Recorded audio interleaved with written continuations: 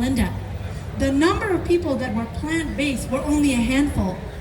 Over the past 10 years, we've only had about 19 people who were whole food plant-based. You would think that 50% of the 3,000 population would have Alzheimer's, right? The one that came to us. No, only 19. Kaiser Permanente Northern California study, another study. Almost 10,000 people followed for 7 years. People who had high cholesterol and they didn't get it treated. They had 57% higher risk of developing Alzheimer's disease. And even if their cholesterol was moderately elevated, their risk went up by 23%. Cholesterol matters. Women's health study. People or women who consumed higher amounts of saturated fat had a faster decline in their memory by 70% compared to women who consumed poly and monounsaturated fats and low saturated fats from their diet. And you know, they did MRIs. They looked at their brains and they did neuropsychological testing, their memory. And these women actually functioned like women 6 years younger. Their brains actually looked better. They didn't have vascular disease. At Columbia University, where I trained, we found that when people consumed a plant-based diet, they had lower risk of Alzheimer's disease and dementia over a span of 6 years. You know, I was a fellow at Columbia University, and it's so depressing to see stroke patients come in and go, and all we do at the end of the day is give them aspirin and a cholesterol pill and send them to a rehab. It gets really depressing. So what I did was I would be in my scrubs in the morning in the ICU, and every night for the next 2 years, I went to cooking school and got my culinary degree, because food is medicine. And I would be doing harm by giving somebody a statin and an aspirin and not telling them how to change their diet and lifestyle. It's that important.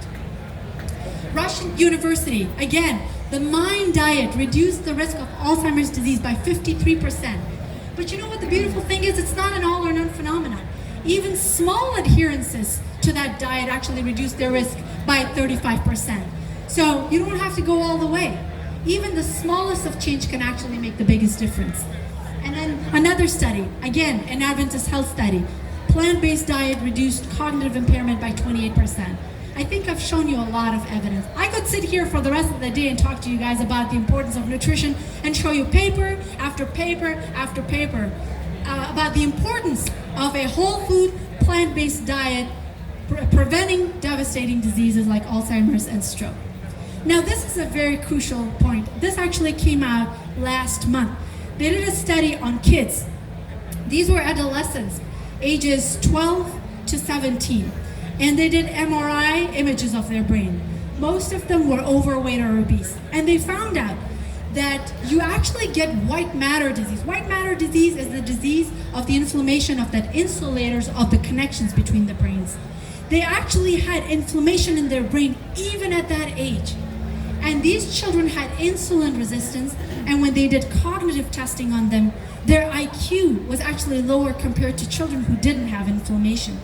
So these diseases actually start well into our teens, in our 20s and 30s. And that's why it's so critical. As a mother of 2 teenage kids, they're actually going to come and join me on the stage in a few minutes to talk about the importance of diet. It's important for us to disseminate this message.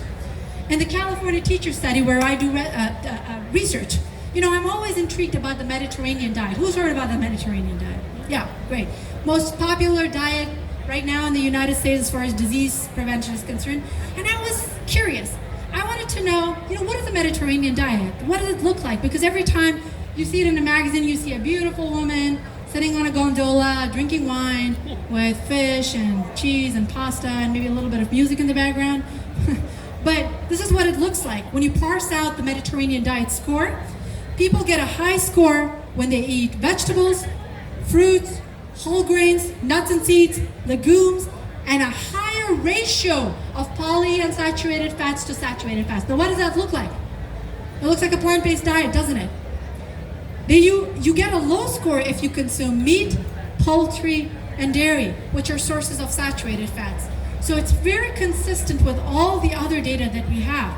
And I wanted to find out what does Mediterranean diet do when adhering to a Mediterranean diet do to stroke incidence. And I found out that it lowers the risk of strokes significantly, both ischemic and hemorrhagic strokes, by as much as 44%, just diet.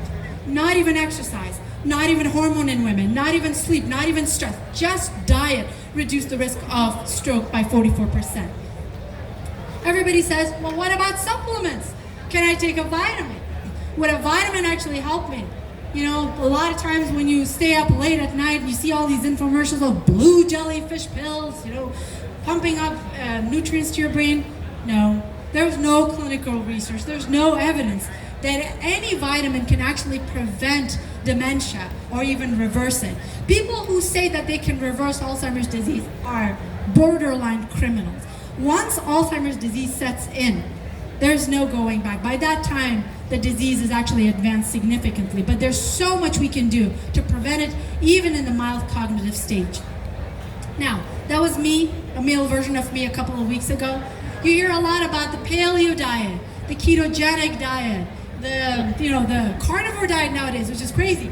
And you get to hear things like BBC posted something about vegetarian diets making people dumb, you know, and ridiculous things like that. I think if you look at the crux of the matter, there's no evidence that shows that these kind of diets actually benefit the brain. Ketogenic diet is very popular because people lose weight. But as my husband, you know, he has a better sense of humor than I do, but I'll steal this joke from him. He always says, well, there are other